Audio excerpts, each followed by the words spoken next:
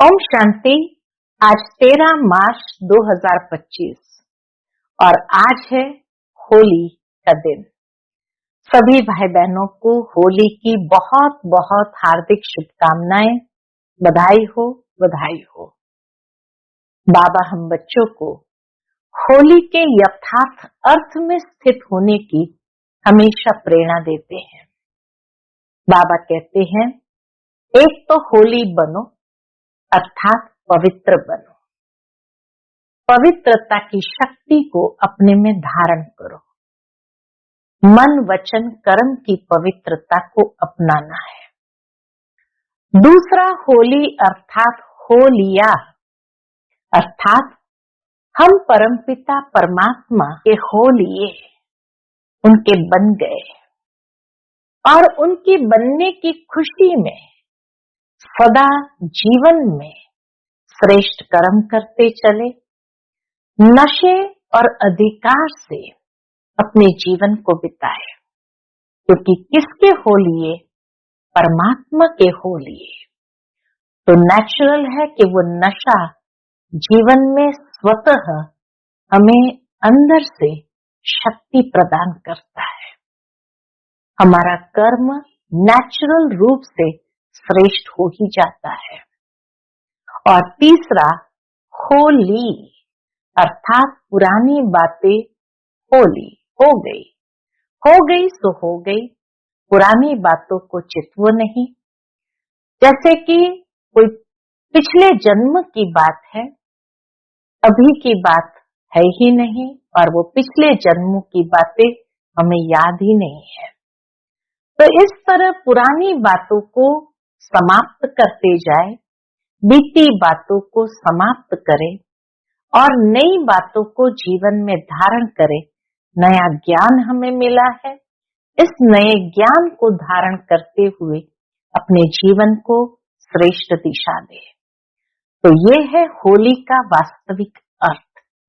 इसी अर्थ स्वरूप बनना है, होली बनना है, पवित्र बनना है, परमात्मा के हो जाना है होलिये, और होली बीती बातों को समाप्त करें। तो सुनते हैं आज के बाबा के सुंदर मधुर महावाक्य होली के संदर्भ में। ओम शांति। मीठे बच्चे, पद का आधार है पढ़ाई। जो पुराने भक्त होंगे वो अच्छा पढ़ेंगे और पद भी अच्छा पाएंगे। आज की मुरली से प्रश्न है, जो बाप की याद में रहते हैं उनकी निशानी क्या होगी? उत्तर, याद में रहने वालों में अच्छे गुण होंगे, वह पवित्र होते जाएंगे, रॉयल्टी आती जाएगी, आपस में मीठा खीर खंड होकर रहेंगे। दूसरों को न देख स्वयं को देखेंगे। उनकी बुद्धि में रहता जो करेगा वह पाएगा। ओम शांति। बच्चों को समझाया गया है कि ये भारत का जो आदि सनातन देवी देवता धर्म है, उसका शास्त्र है गीता। ये गीता किसने गाई? ये कोई नहीं जानते। ये ज्ञान की बातें हैं। बाकी यह होली आदि कोई अपना त्योहार है नहीं। ये सब है भक्ति मार्ग के त्योहार, यादगार संगम युग के हैं। त्योहार है तो सिर्फ एक त्रिमूर्ति शिव जयंती। संगम युग का मुख्य त्योहार है ही एक त्रिमूर्ति शिव जयंती। बस सिर्फ शिव जयंती कभी नहीं कहना चाहिए। त्रिमूर्ति अक्षर न डालने से मनुष्य समझेंगे नहीं। जैसे त्रिमूर्ति का चित्र है, नीचे लिखत हो कि दैवी स्वराज्य आपका जन्म सिद्ध अधिकार है। शिव भगवान बाप भी है ना, जरूर आते हैं, आकर स्वर्ग का मालिक बनाते हैं। स्वर्ग के मालिक बने ही है राजयोग सीखने से। बाबा कहे, स्वर्ग के मालिक हम बनते ही है राजयोग सीखने से। अंदर चित्र में तो बहुत ज्ञान है। चित्र ऐसे बनाने हैं जो मनुष्य देखने से वंडर खाए। वह भी जिन्होंने बहुत भक्ति की होगी वही बहुत अच्छी रीति ज्ञान उठाएंगे। कम भक्ति करने वाले ज्ञान भी कम उठाएंगे तो पद भी कम पाएंगे। दास दासियों में भी नंबरवार होते हैं ना। सारा मदार है पढ़ाई पर। तुम्हारे में बहुत थोड़े हैं जो अच्छी रीति युक्ति से बात कर सकते हैं। अच्छे बच्चों की एक्टिविटी भी अच्छी होगी। गुण भी सुंदर होने चाहिए। जितना बाप की याद में रहेंगे तो पवित्र होते जाएंगे और रॉयल्टी भी आती जाएगी। कहाँ कहाँ तो शूद्रों की चलन बड़ी अच्छी होती है और यहाँ ब्राह्मण बच्चों की चलन ऐसी है बात मत पूछो। इसलिए वे लोग भी कहते हैं क्या इनको ईश्वर पढ़ाते हैं। तो बच्चों की ऐसी चलन नहीं होनी चाहिए। कोई भी ऐसे अयोग्य चलन नहीं होनी चाहिए। बहुत मीठा खीर खंड होना चाहिए। जो करेंगे सो पाएंगे, नहीं करेंगे तो नहीं पाएंगे। बाप तो अच्छी रीति समझाते रहते हैं। पहले पहले तो बेहद के बाप का परिचय देते रहो। त्रिमूर्ति का चित्र बड़ा अच्छा है। स्वर्ग और नरक भी दोनों तरफ है। गोले में भी क्लियर है। कोई भी धर्म वाले को इस गोले पर व झाड़ पर तुम समझा सकते हो। इस हिसाब से तुम स्वर्ग नई दुनिया में तो आ नहीं सकेंगे। जो सबसे ऊंच धर्म था, सबसे शाहूकार थे, वही सबसे गरीब बने हैं। जो सबसे पहले पहले थे, संख्या भी उनकी जास्ती होनी चाहिए, परंतु हिंदू लोग बहुत है और धर्म में कन्वर्ट हो गए। बाबा कहे हिंदू लोग बहुत और धर्म में कन्वर्ट हो गए हैं। अपने धर्म को न जानने कारण और धर्म में चले गए हैं। या तो हिंदू धर्म कह देते हैं, अपने धर्म को भी समझते नहीं है। ईश्वर को पुकारते बहुत है, शांति देवा, परंतु शांति का अर्थ समझते नहीं है। एक दो को शांति की प्राइज देते रहते हैं। यहाँ तुम विश्व में शांति स्थापन करने के निमित्त बने हुए बच्चों को बाप विश्व की राजाई प्राइज में देते हैं। ये इनाम भी नंबरवार पुरुषार्थ अनुसार मिलता है। विश्व की राजाई इनको मिलती है जो शांति स्थापन करने के निमित्त होते हैं। तो बाबा कहे लेकिन ये इनाम भी, विश्व की राजाई का इनाम भी नंबरवार पुरुषार्थ अनुसार मिलता है। देने वाला है भगवान बाप। इनाम कितना बड़ा है। सूर्यवंशी विश्व की राजाई। अभी तुम बच्चों की बुद्धि में सारे वर्ल्ड की हिस्ट्री, ज्योग्राफी, वर्ण आदि सब है। विश्व की राजाई लेनी है तो कुछ मेहनत भी करनी है। पॉइंट तो बहुत सहज है। टीचर जो काम देते हैं वह करके दिखाना चाहिए। तो बाबा देखे किसमें पूरा ज्ञान है। कई बच्चे तो मुरली पर भी ध्यान नहीं देते हैं। रेगुलर मुरली पढ़ते नहीं। जो मुरली नहीं पढ़ते वह क्या किसका कल्याण करते होंगे। बाबा कहे जो मुरली नहीं पढ़ते वह क्या किसका कल्याण करते होंगे। बहुत बच्चे हैं जो कुछ भी कल्याण नहीं करते, न अपना न औरों का करते हैं। इसलिए घोड़े सवार प्यादे कहा जाता है। कोई थोड़े महारथी है, खुद भी समझ सकते हैं कौन कौन महारथी है। कहते हैं बाबा गुलजार को, कुमार को, मनोहर को भेजो। बाबा को कई बहने लिखते थे कि बाबा गुलजार को, कुमार को, मनोहर को भेजो, क्योंकि खुद घोड़े सवार है, वह महारथी है। बाप तो सब बच्चों को अच्छी रीति जान सकते हैं। कोई परग्रहाचारी भी बैठती है ना, कभी अच्छे अच्छे बच्चों को भी माया का तूफान आने से बेताले बन जाते हैं। बाबा कहे माया का तूफान आने से क्या बन जाते हैं? बेताले बन जाते हैं।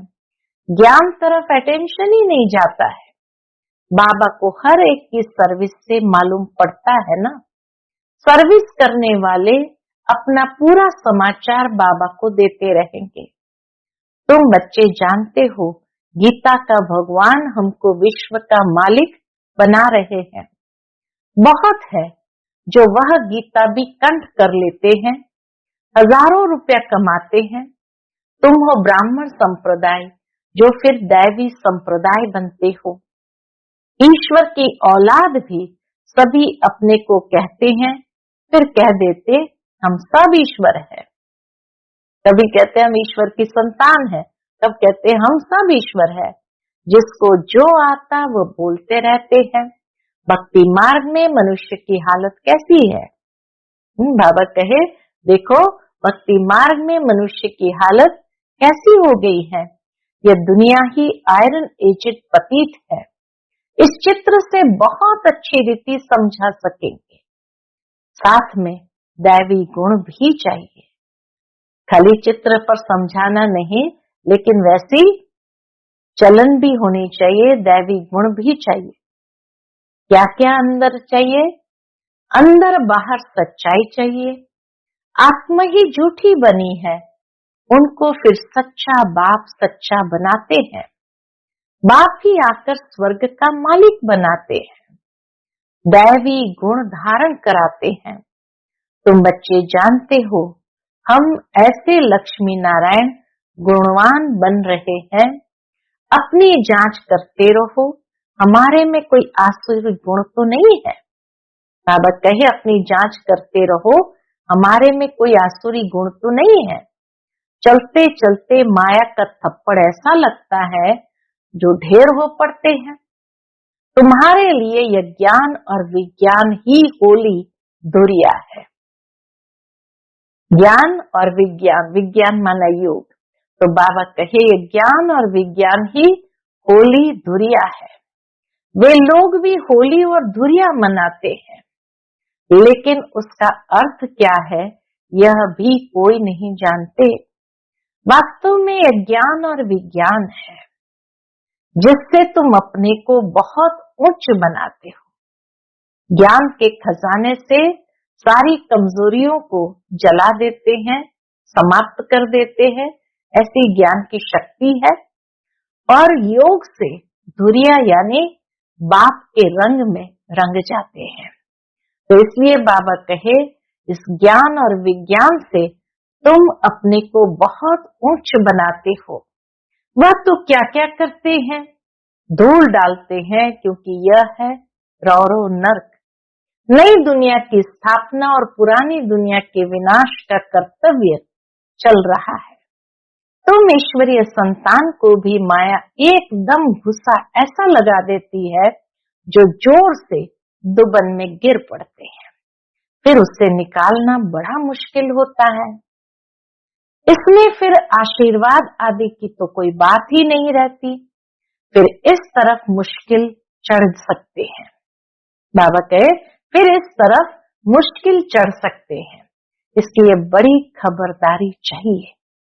माया के वार से बचने के लिए कभी देह अभिमान में मत फंसो। सदा खबरदार, सब भाई बहन है। देह अभिमान में फंसने से फिर और कमजोरियां भी आ जाती है। इसलिए बाबा कहे सदा खबरदार, सब भाई बहन है। बाबा ने जो सिखाया है वही बहनें सिखाती है। बलिहारी बाप की है, न कि बहनों की। ब्रह्मा की भी बलिहारी नहीं, यह भी पुरुषार्थ से सीखे हैं। पुरुषार्थ अच्छा किया है वो अपना कल्याण किया है। हमको भी सिखलाते हैं कि हम अपना कल्याण करें। आज होली है, अब होली का ज्ञान भी सुनाते रहते हैं। ज्ञान और विज्ञान, पढ़ाई को नॉलेज कहा जाता है। विज्ञान क्या चीज है इसको भी पता नहीं है। विज्ञान है ज्ञान से भी परे। ज्ञान तुमको यहाँ मिलता है जिससे तुम प्रालब्ध पाते हो, बाकी वह है शांति धाम। यहाँ पाठ बजाए थक जाते हैं तो फिर शांति में जाना चाहते हैं। अभी तुम्हारी बुद्धि में ये चक्र का ज्ञान है। अभी हम स्वर्ग में जाएंगे, फिर 84 जन्म लेते नरक में आएंगे, फिर वही हालात होगी। यह चलता ही रहेगा, इनसे कोई छूट नहीं सकते। कोई कहते हैं ड्रामा बना ही क्यों? अरे यह तो नई दुनिया और पुरानी दुनिया का खेल है, अनादि बना हुआ है। झाड़ पर समझाना बहुत अच्छा है। सबसे पहली मुख्य बात है, बाप को याद करो तो पावन बन जाएंगे। आगे चल मालूम पड़ता जाएगा कौन कौन इस कुल के हैं जो और धर्मों में कन्वर्ट हो गए हैं। वह भी निकलते जाएंगे। जब सभी आएंगे तो मनुष्य वंडर खाएंगे। सबको यही कहना है कि देह अभिमान छोड़ देही अभिमानी बनो। तुम्हारे लिए पढ़ाई ही बड़ा त्योहार है। बाबा कहे ये पढ़ाई ही बहुत बड़ा त्योहार है, जिससे तुम्हारी कितनी कमाई होती है। वह लोग तो इन त्योहारों को मनाने में कितने पैसे आदि बर्बाद करते हैं, कितना झगड़ा आदि होता है। पंचायती राज्य में कितने झगड़े ही झगड़े हैं। इसको रिश्वत देकर भी मरवाने की कोशिश करते हैं। ऐसे बहुत मिसाल होते रहते हैं। बच्चे जानते हैं, क्या जानते हैं? सतयुग में कोई उपद्रव होता ही नहीं। रावण राज्य में बहुत उपद्रव है। अभी तो तमो प्रधान है ना। एक दो में मत न मिलने कारण कितना झगड़ा है। इसलिए बाप समझाते रहते हैं, इस पुरानी दुनिया को भूल अकेले बन जाओ। घर को याद करो, अपने सुखधाम को याद करो। किससे जास्ती बात भी न करो, नहीं तो नुकसान हो जाता है। बहुत मीठा शांत प्यार से बोलना अच्छा है, जास्ती न बोलना अच्छा है। बाबा के जास्ती बोलना नहीं है, शांति में रहना सबसे अच्छा है। तुम बच्चे तो शांति से विजय पाते हो। सिवाय एक बाप के और कोई से प्रीत नहीं लगानी है। जितना बाप से प्रॉपर्टी लेना चाहो उतना ले लो। बाबा की खुली ऑफर है, जितना बाप से प्रॉपर्टी लेना चाहो उतनी ले लो। नहीं तो लौकिक बाप की प्रॉपर्टी पर कितना झगड़ा हो पड़ता है। इसमें कोई खिटखिट नहीं, जितना चाहे उतना अपनी पढ़ाई से ले सकते हो। अच्छा, मीठे मीठे सिकिलते बच्चों प्रति माता पिता बाप दादा का याद प्यार और गुड मॉर्निंग। रूहानी बाप की रूहानी बच्चों को नमस्ते। हम सभी रूहानी बच्चों की रूहानी माता पिता बाप दादा को याद प्यार, गुड मॉर्निंग और नमस्ते। नमस्ते, शुक्रिया बाबा, शुक्रिया। आज की मुरली से धारणा के लिए मुख्य सार है। पहली पॉइंट, सच्चा बाप सच्चा बनाने आए हैं, इसलिए सच्चाई से चलना है। अपनी जांच करनी है। हमारे में कोई आसुरी गुण तो नहीं है। हम जास्ती बात तो नहीं करते हैं। बहुत मीठा बन शांति और प्यार से बात करनी है। दूसरी पॉइंट, मुरली पर पूरा ध्यान देना है। रोज मुरली पढ़नी है। अपना और औरों का कल्याण करना है। टीचर जो काम देते हैं वह करके दिखाना है। आज का बाप दादा का मधुर वरदान हम बच्चों के प्रति है। होली शब्द के अर्थ को जीवन में लाकर पुरुषार्थ की स्पीड को तेज करने वाले तीव्र पुरुषार्थी भव।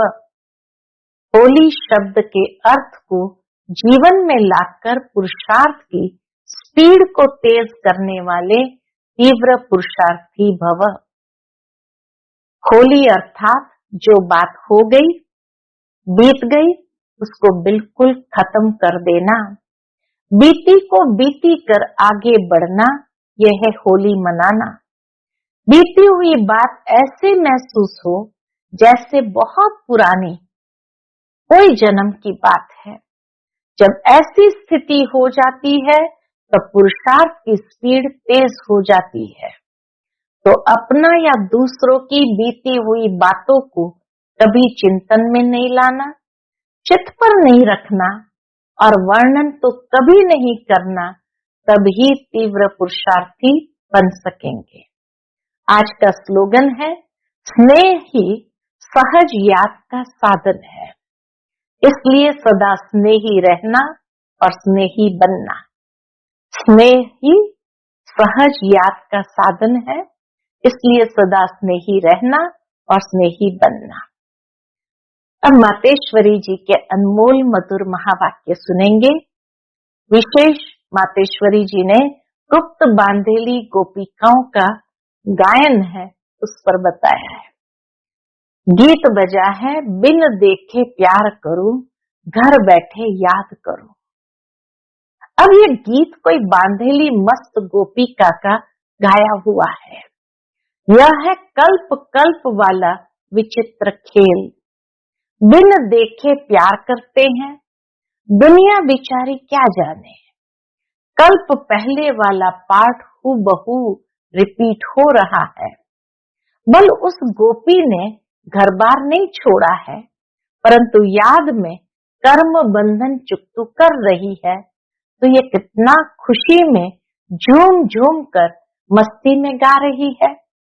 तो वास्तव में घर छोड़ने की बात नहीं है, घर बैठे बिन देखे उस सुख में रहे।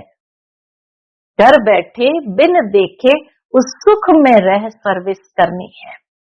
कौन सी सर्विस करनी है? मम्मा कहे कौन सी सेवा करनी है? पवित्र बन पवित्र बनाने की।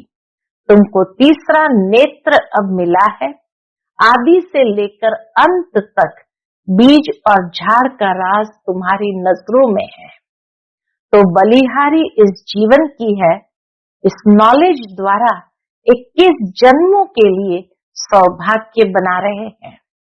इसमें अगर कुछ भी लोक लाज विकारी कुल की मर्यादा है तो वो सर्विस नहीं कर सकेंगे। यह है अपनी कमी।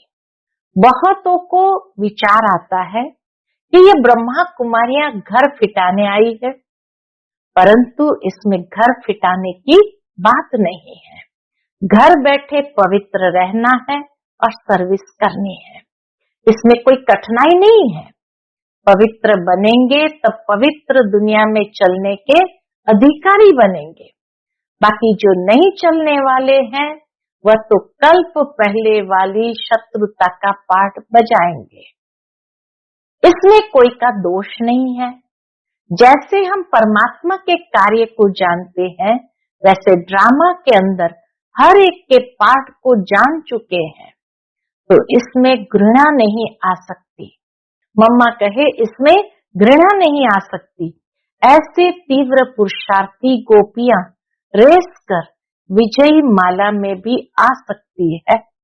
घर बैठे भी विजयी माला में आ सकती है जब ऐसा तीव्र पुरुषार्थ करती है तब। अच्छा, ओम शांति। आज का अव्यक्त इशारा है, सत्यता और सभ्यता रूपी कल्चर को अपनाओ।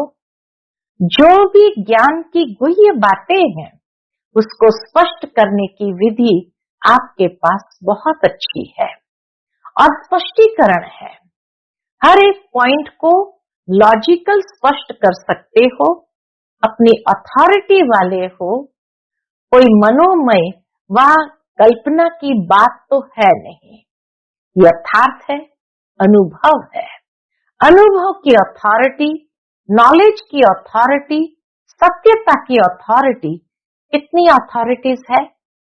तो अथॉरिटी और स्नेह दोनों को साथ साथ कार्य में लगाओ। अथॉरिटी और स्नेह दोनों को साथ साथ कार्य में लगाओ। अच्छा, ओम शांति।